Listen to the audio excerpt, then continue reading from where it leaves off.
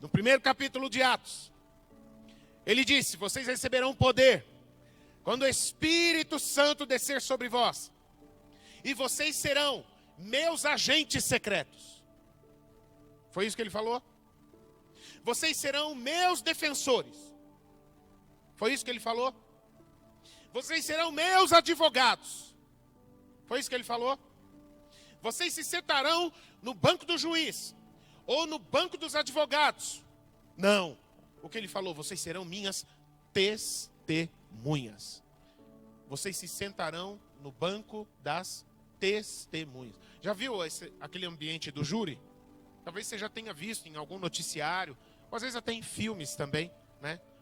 Existe um lugar central, de maior responsabilidade e importância, que é o do juiz. Juiz. Aí existe ali uma posição que é a do advogado de defesa. Existe uma outra posição que é a do advogado de acusação. E aqui ao lado do juiz existe uma outra posição. Existe ali, ou qualquer lugar, a posição dos jurados. E existe ali uma outra posição que é um banco onde se sentam pessoas para dizerem o que elas sabem. O que elas viram. O que elas conhecem a respeito do caso que está sendo tratado ali. E o lugar onde cada pessoa que conhece a Jesus deve se sentar é neste. Ah, mas você está certo. Ah, mas você está errado. Isso não importa. Eu só estou aqui para falar daquilo que eu tenho visto e ouvido. Eu só estou aqui. Se você concorda, o problema é seu. Se você não concorda, para mim tudo bem. Da mesma forma. Mas eu só estou aqui para falar daquilo que eu conheço, daquilo que eu tenho vivido. Essa é a nossa posição. A gente não precisa fazer dessas pessoas nossos inimigos, meus irmãos. A gente não precisa ficar ofendido por causa do que eles estão fazendo. Sabe por quê? Porque a gente precisa ter compaixão, porque eles estão falando daquilo que eles não conhecem. E toda pessoa que fala algo a respeito do que não conhece, vai falar bobagem. Vai falar o que não é real. Por que eu vou ficar bronqueado com uma pessoa que está falando uma besteira? Desculpa usar uma palavra pesada aqui, mas é uma besteira. Quando a gente faz uma afirmação, quando a gente critica algo que a gente não sabe, que a gente não conhece, nós vamos falar bobagem. Nós vamos falar o que não devia. Por que eu vou ficar brabo por causa disso? Essa pessoa precisa ser digna de compaixão, de amor. Jesus mostra-se a ela da mesma maneira como o Senhor já se mostrou a mim, como eu te conheço. E ela nunca mais falará o que ela falou. Ela nunca mais fará o que ela está fazendo. Amém, gente? Faz sentido isso para você? Esse é o caminho do Evangelho.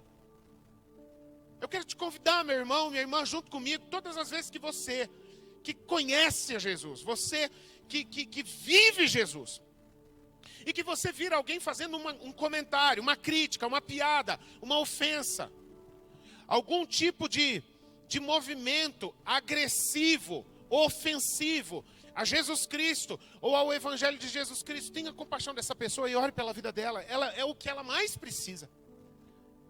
Porque ela está falando a respeito de algo que ela não conhece, fruto da sua visão distorcida a respeito de Jesus Cristo, a respeito do Evangelho de Jesus Cristo. Esse é o primeiro problema que a gente enxerga aqui. Quando alguém tem uma visão distorcida, como Saulo tinha, uma visão distorcida a respeito de Jesus e do Evangelho de Jesus, a atitude dele foi o quê? Eu vou lutar contra. Eu vou lutar contra porque eu não conheço. Eu não sei se esse negócio é verdadeiro ou falso. Então eu vou rejeitar, eu vou resistir. Entende? Então vamos dizer, Saulo estava certo no que ele estava fazendo? Não, não estava.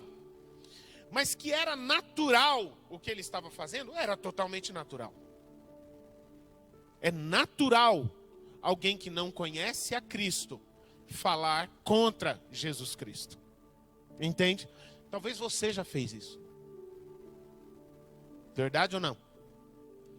Talvez qualquer um de nós, antes de conhecermos a Jesus, já tenhamos feito piada de Jesus. a gente já tenha falado mal de crente, a gente já tenha criticado o evangelho como sendo uma loucura, como sendo uma coisa absurda, coisa de gente fraca, coisa de gente que não sabe resolver os seus próprios problemas, então corre atrás de um salvador para resolver os seus problemas por elas. Essa é a visão distorcida que se tem a respeito do evangelho. Mas uma segunda coisa, meus irmãos, eu quero salientar aqui, relacionada à visão, que diante deste homem, Saulo, que tinha uma visão distorcida a respeito dele, de Jesus e do evangelho, Cristo veio se mostrar literalmente.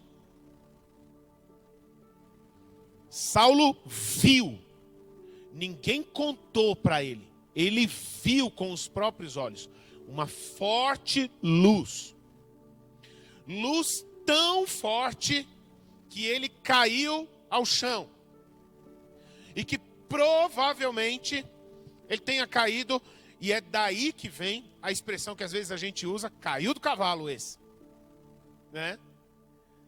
Pode ser que sim, pode ser que não. Eu acho bem provável que Saulo, ele estava fazendo essa viagem montado num animal. E por isso eu tenho convicção de dizer isso, que ele caiu e tomou um tombo feio. Quando ele caiu ao chão, quando essa luz brilhou, e era a luz de Jesus, da presença de Jesus no meio da estrada, no meio da viagem, e ele não estava sozinho, teve gente que viu essa mesma coisa que ele nesse momento.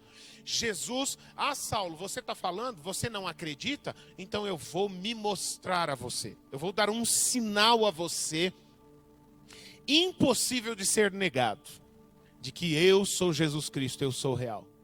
E ele cai no chão. E aí ele ouve uma voz: Saulo, Saulo, por que você me persegue?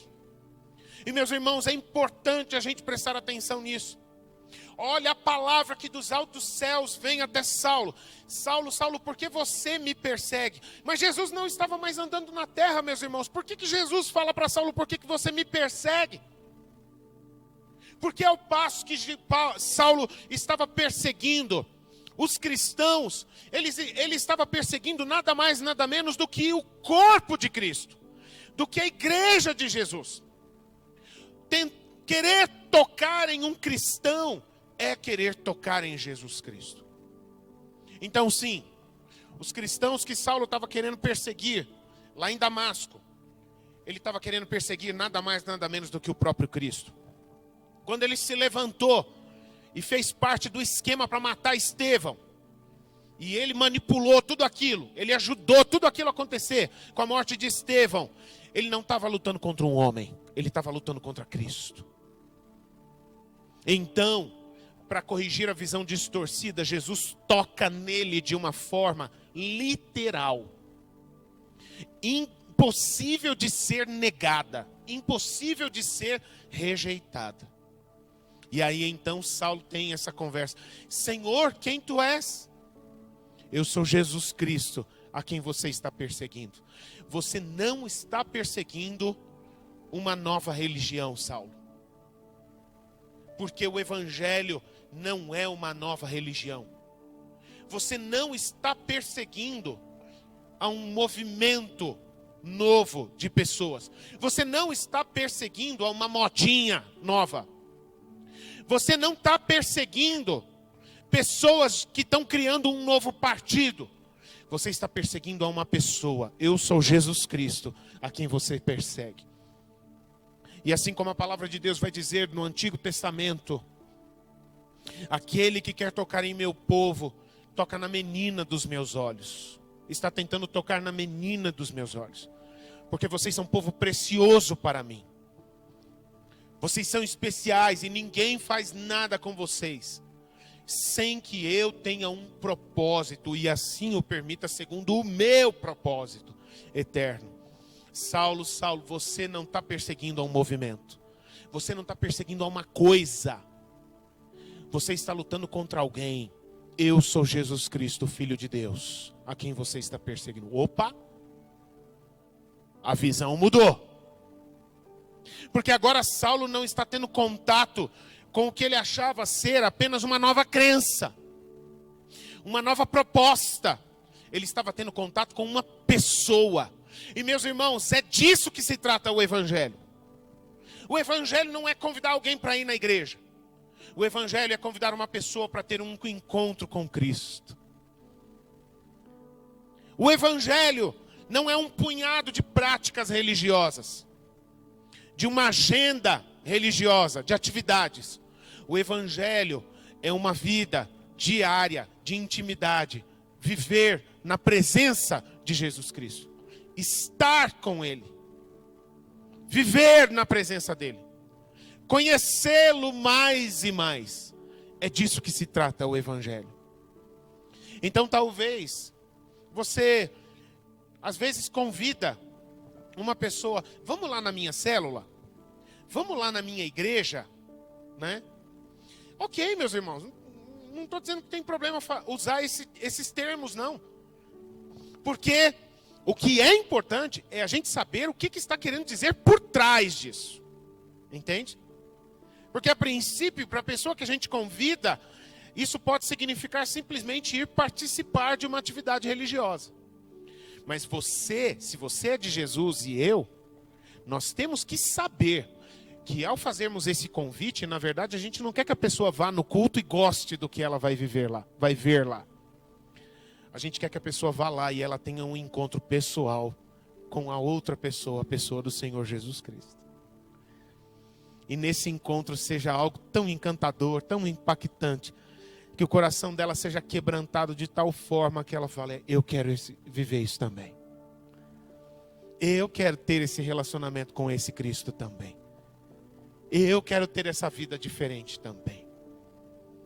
Sabe, meus irmãos, uma terceira coisa que a gente observa aqui é que depois desse encontro de Saulo com Cristo, literalmente, Saulo então fica cego, literalmente. Importante a gente observar isso.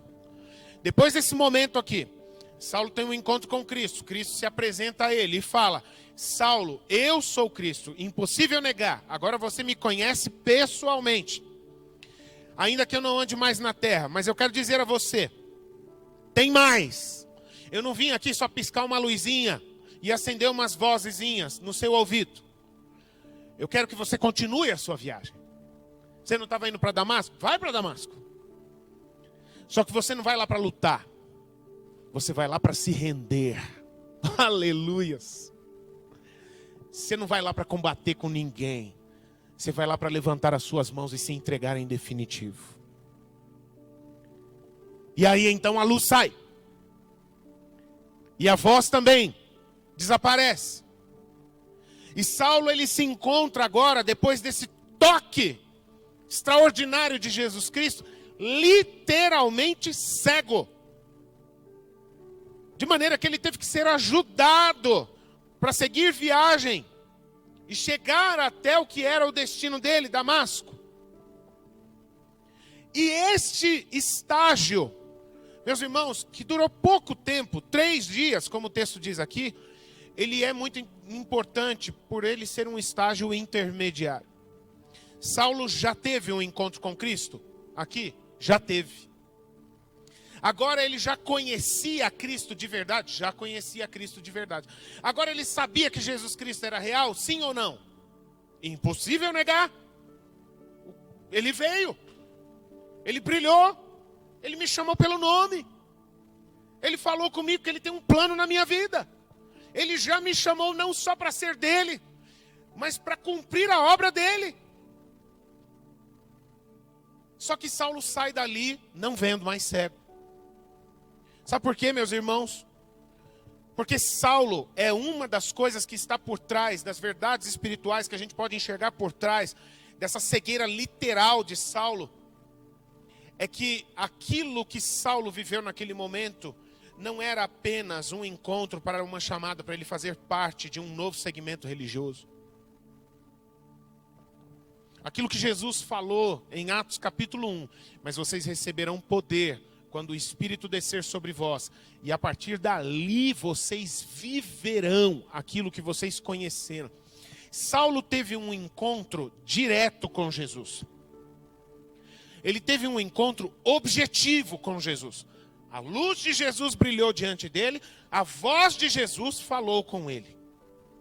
Mas o que ainda faltava para Saulo, e a partir daquele momento ele seguiu o que Jesus mandou. Jesus mandou, segue para Damasco, e ele foi. A partir daquele momento Jesus já tinha tocado nele. Mas uma coisa ainda lhe faltava, era a vida de Jesus ser derramada sobre ele. E aí então ele vai para Damasco, porque isso era uma necessidade de algo vivo, de algo profundo, de algo íntimo, de algo dentro, fluindo dentro dele. E enquanto isso não acontecesse, Saulo continuaria cego. E aí a coisa interessante é que Saulo esteve atento para perceber o que significava aquela cegueira. E esta cegueira não o desestabilizou. Mas a palavra de Deus vai dizer que ao estar cego e chegar cego até Damasco, e ele foi se hospedar na casa de alguém lá chamado Judas, né? Tinha nada a ver com Judas, os discípulos de Jesus, né? Os 2 Judas discípulos de Jesus, era outro Judas de Damasco mesmo. Enfim, e ficou hospedado lá. Essa cegueira, esse toque de Jesus na vida dele virou combustível, virou motivação para ele ficar, enquanto Jesus não completasse a palavra dele. Vai para Damasco e ali você se encontrará com alguém enviado por mim. E eu te mostrarei o quanto você deve dedicar a sua vida por viver o meu caminho. E você deve, inclusive, se for necessário, sofrer pelo meu evangelho. E aí então ele passa 3 dias, 3 noites, onde beber para ele não era tão importante assim. Onde comer, Saulo, você está cego, você caiu na estrada, faz um lanchinho para você se recuperar. Não quero. Eu tive um toque, eu tive um sinal, Jesus apareceu para mim, mas eu ainda quero conhecer isso plenamente. E eu não vou comer nada que alimente o meu corpo, enquanto eu não for saciado na necessidade que eu tenho de ser preenchido por Ele dentro de mim. 3 dias e 3 noites em oração e em jejum. Então essa cegueira dele, e meus irmãos, nós precisamos aprender isso também com Saulo. Porque na caminhada com Jesus, sempre acontecerão momentos onde você, eu, vamos perceber áreas, aspectos da nossa vida espiritual onde nós precisamos crescer, sermos acrescentados. Ou talvez a gente precisar mergulhar mais fundo. Ou talvez onde a gente vai precisar romper coisas que a gente está acostumado, habituado. Só que esse hábito não está nos ajudando a crescer mais em Cristo. E que isso se torne combustível para a gente buscar mais do Senhor Jesus. Para aí então, um outro aspecto de visão que se manifesta aqui. Que agora não é com Saulo e nem com Jesus diretamente, mas agora é com Ananias. Que já sabia quem era Saulo. Saulo era famoso, o perseguidor, o religioso judeu perseguidor. Saulo já era conhecido lá no norte. Os crentes tremiam quando ouviam falar de Saulo. Tremiam. É o inimigo em pessoa, Saulo. E aí então Ananias, que era um cristão fiel ao Senhor Jesus Cristo, ele estava lá em Damasco, vivendo a sua vida na presença do Senhor Jesus, até que então ele tem uma visão de Jesus. Mas essa visão não foi literal como a que Saulo teve lá na estrada de Damasco.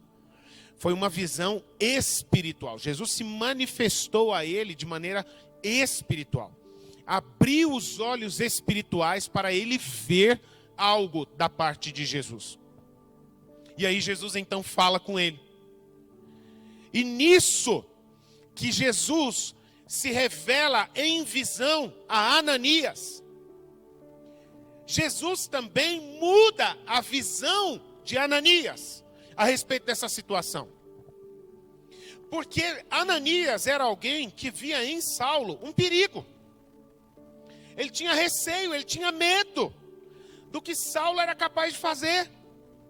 Vai que ele me prende, vai que ele me tortura, vai que ele rouba minha família, ou faz qualquer outra coisa que ele tem autoridade para fazer no meio religioso.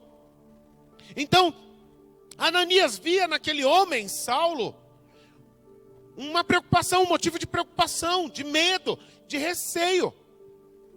Mas Jesus, quando se manifesta em visão a Ananias, ele modifica a visão de Ananias. Em outras palavras, ele fala: Ananias, sabe quem é Saulo? Aliás, sabe o que é Saulo? O que Saulo representa? Um homem, ser humano, pecador, assim como você, nada mais do que isso. Às vezes, meus irmãos, minhas irmãs, quando nós temos contato com pessoas, ou com movimentos que se levantam de maneira agressiva contra Jesus, contra o Evangelho de Jesus, às vezes isso assusta a gente. Ou talvez até uma manifestação espiritual. Talvez você já tenha tido contato com uma pessoa possessa por demônio. E se tem uma coisa que demônio gosta de fazer, é cara feia para assustar. Sabe? Muitas vezes isso acontece. E tem gente que morre de medo de uma situação de manifestação, de endemoniamento. Por quê? Porque é isso que as trevas fazem. Cara feia, para assustar. E Jesus se manifesta a Ananias para modificar a visão dele. Por que você está com medo? O que a palavra de Deus vai dizer para nós, meus irmãos, não é que maior é o que está em nós do que o que está no mundo. Que o Espírito que está em nós é infinitamente superior e mais forte do que o Espírito que governa o sistema perverso deste mundo. Por que temer? Por que ter medo? Não há necessidade. Foi exatamente isso que aconteceu com os apóstolos. Pedro e João foram presos, trazidos para serem colocados na parede pelos religiosos. Vocês estão falando coisa que não deviam falar. Nós estamos mandando, nós estamos ameaçando vocês. Parem de falar em nome desse Cristo. Não temos medo de vocês. Não temos medo de vocês. Vocês não podem fazer nada conosco que o meu Senhor não permita. Além de que o meu Senhor possa permitir, queira permitir. E se Ele permitir, não é para destruição, mas é para o propósito da glória dele se manifestar. Por quê? Porque maior é o que está em nós, em Cristo Jesus, do que o que está no mundo. O Rei dos Reis, o Senhor dos Senhores, o valente de Deus. Ele é o Filho do Deus vivo, que habita em cada um daqueles que creem nele, que confessam o seu nome e o amam. Ananias, por que você está com medo de Saulo? Por que você está com medo de Saulo? Eu quero que você mude os seus olhos a respeito desse homem. Ao invés de ver como você está vendo como um inimigo que deve ser combatido, ou que talvez, por onde que ele está vindo? Ele está vindo por ali, então eu já estou fugindo por aqui. Que você deve ter medo, receio, deve correr, sair correndo dele. Não tenha medo, ele é apenas um homem. E o Espírito que vinha movendo ele até aqui, não pode nada contra o Espírito que eu derramei sobre você. Pare de ter medo de homem. Pare de ter receio de Saulo. E aí então ele vai e muda a visão de Ananias. Por quê? Porque ele queria usar Ananias sobre a vida de Saulo. Agora entram as pessoas. Agora entram as pessoas. Até aqui Jesus estava fazendo tudo. Carreira solo. Por conta própria. Mas aqui ele mostra. Daqui em diante, eu coloco de volta a minha igreja como é o que eu quero que aconteça. Você vai lá. Você vai chamá-lo de irmão. Você vai recebê-lo no corpo de Cristo. Você vai colocar as mãos sobre ele. E vai dar a tua palavra de bênção.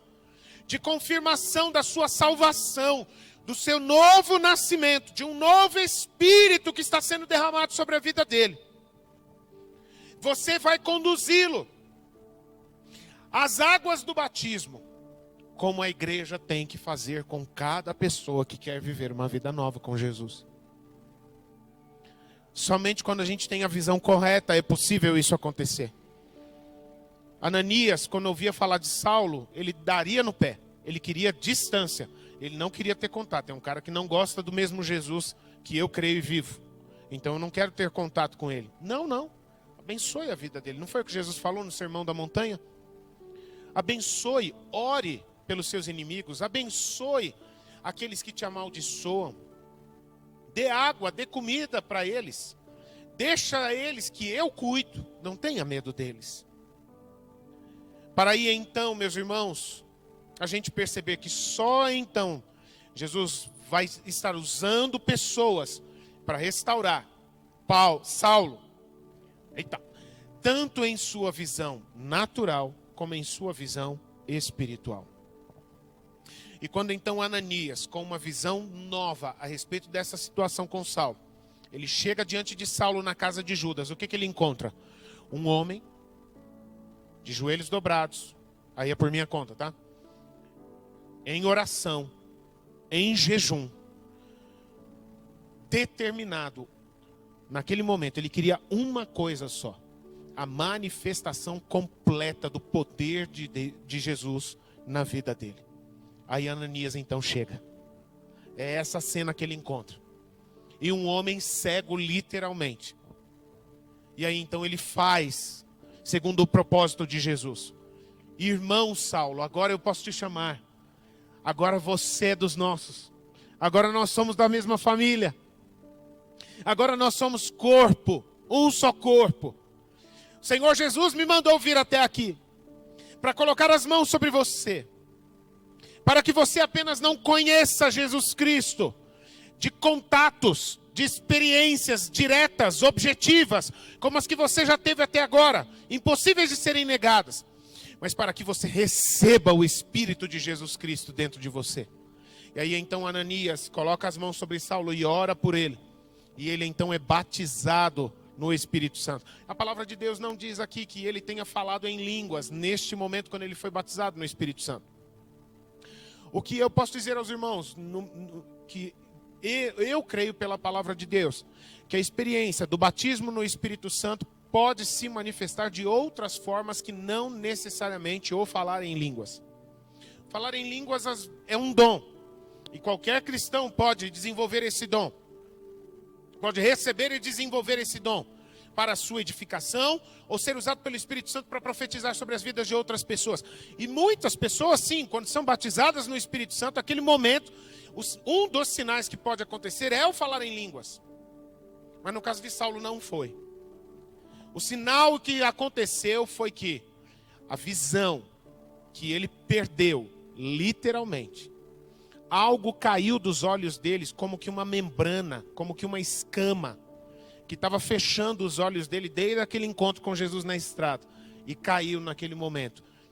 E foi desta forma que o Espírito Santo se manifestou, tomando conta, submergindo, Jesus submergindo Paulo na plenitude do Espírito Santo, para que ele a partir de então vivesse cada vez mais na presença e no poder do Espírito Santo.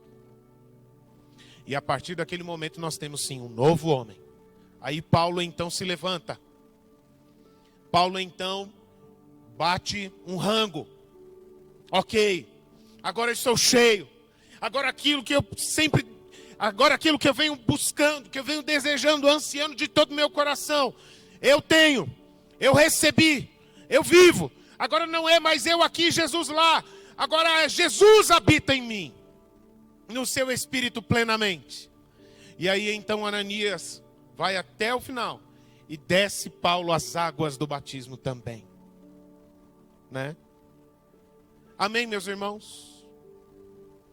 E aí agora nós temos um homem que tem uma outra visão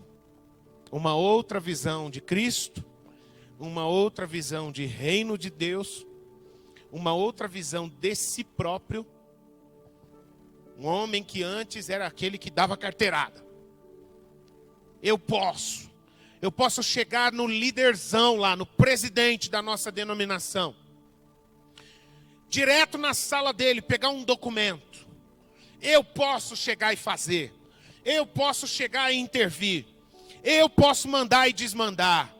Era esse o Saulo que vivia até aqui. Mas a partir de agora é um Saulo que vivia não mais para si próprio, mas ele vivia para Cristo. Ele não era mais de si próprio, mas a vida dele agora era voltada para manifestar o nome e a vida de Jesus Cristo a todos os povos. Judeus, não judeus, gente simples, grandes autoridades, porque era esse o propósito que Jesus tinha. Grande parte dos discípulos de Jesus, que Jesus chamou lá desde o começo dos evangelhos, a maioria deles era gente simples. Gente simples como a gente. Gente que talvez tinha pouco ou nenhum estudo. Gente que trabalhava, era trabalhadora e que tinha lá suas ocupações e tal, mas gente simples. Mas Saulo era alguém que tinha um nível extremo, um nível altíssimo de conhecimento, até mesmo de capacidade intelectual. De capacidade para falar com os grandes, com aquelas pessoas que tinham um entendimento complexo das coisas. Ele tinha esse preparo. E foi de propósito que Jesus escolheu a Saulo. Pelo zelo, pela dedicação. Agora você vai pegar tudo isso.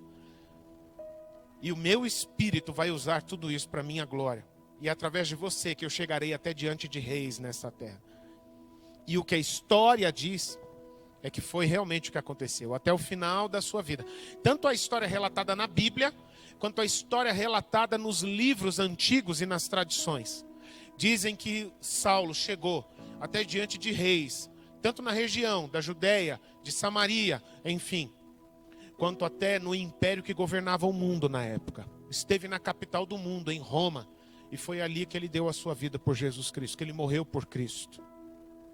Diante do rei do mundo, mas que não era tão grande quanto o rei dos reis, o Senhor dos senhores, Jesus Cristo.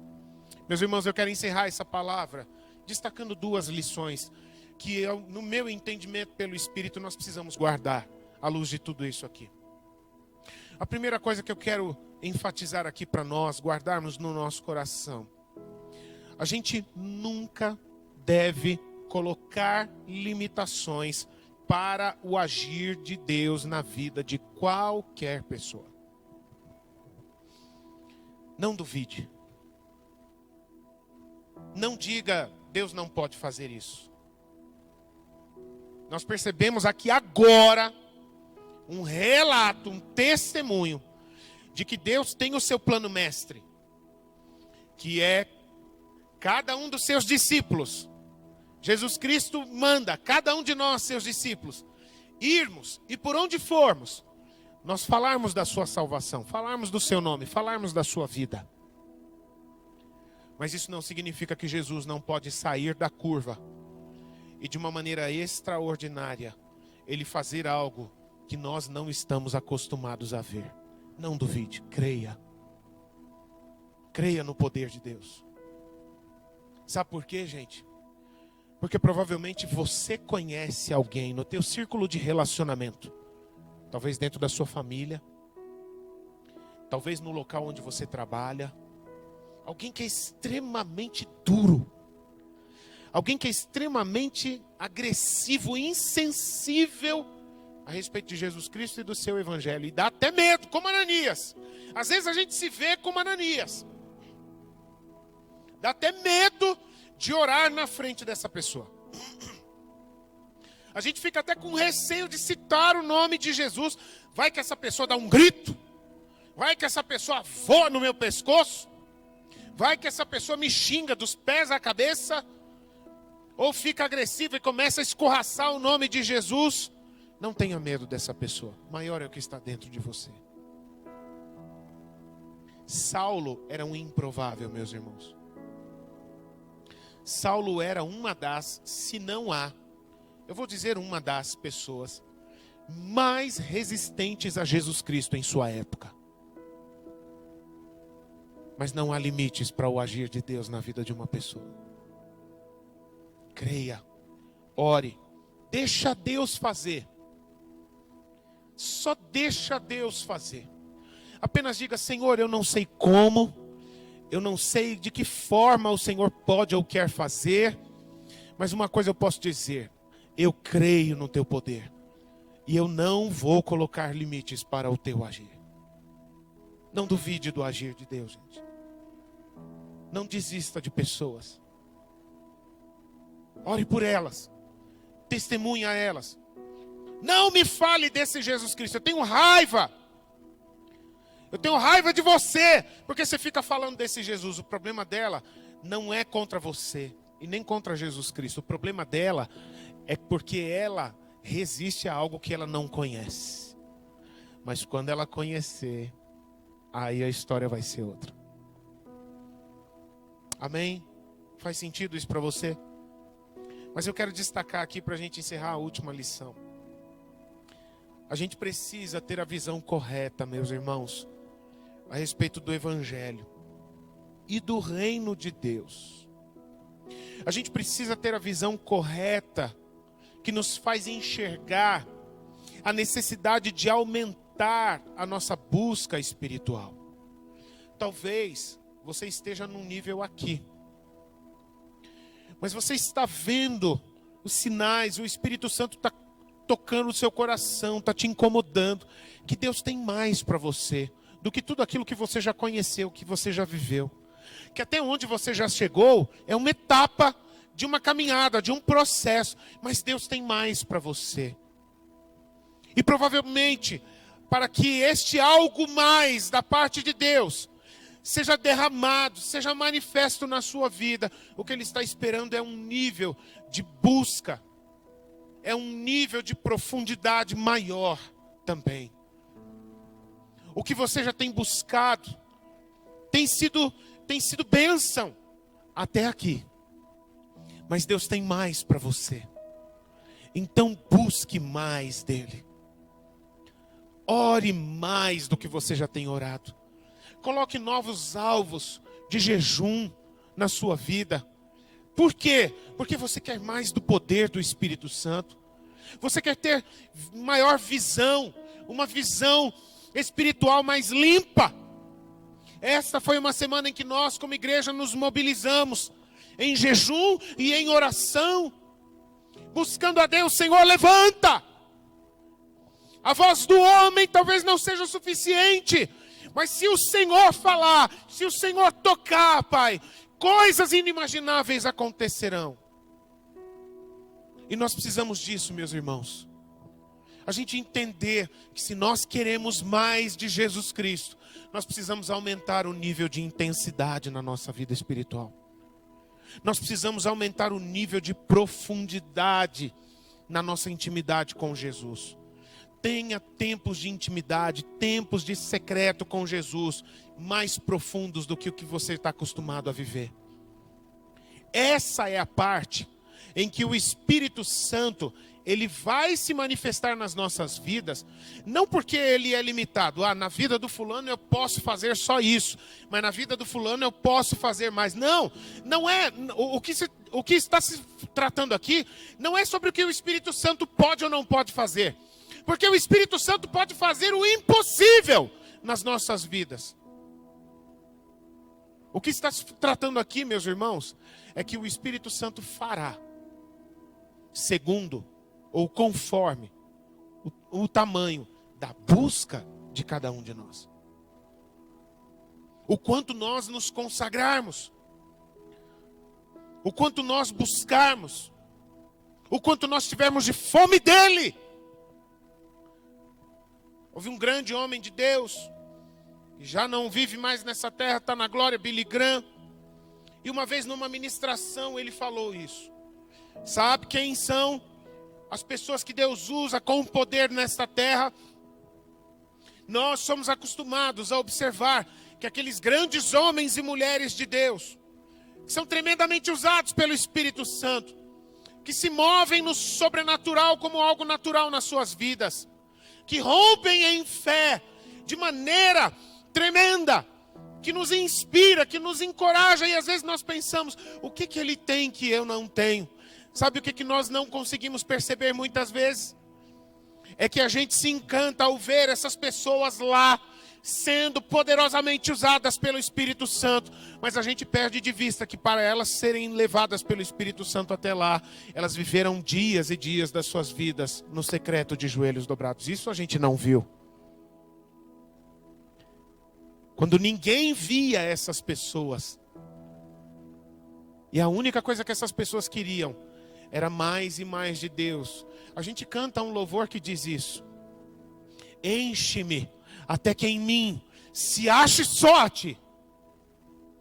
Quando o Espírito Santo encontra nesta terra pessoas que lhe dão tamanha liberdade, que têm tanto anseio por Ele, até que se achem só a Ele, são essas pessoas que o Espírito Santo faz o impossível através de suas vidas. Não há limites para o agir do Espírito Santo também na sua vida e nem na minha, meu irmão e minha irmã. Apenas o que precisa acontecer, e o Espírito Santo já está pronto também, assim como o nosso Espírito sempre está pronto para termos comunhão com o Senhor Jesus. Da parte do Senhor já está liberado. Da parte do Senhor tudo é possível.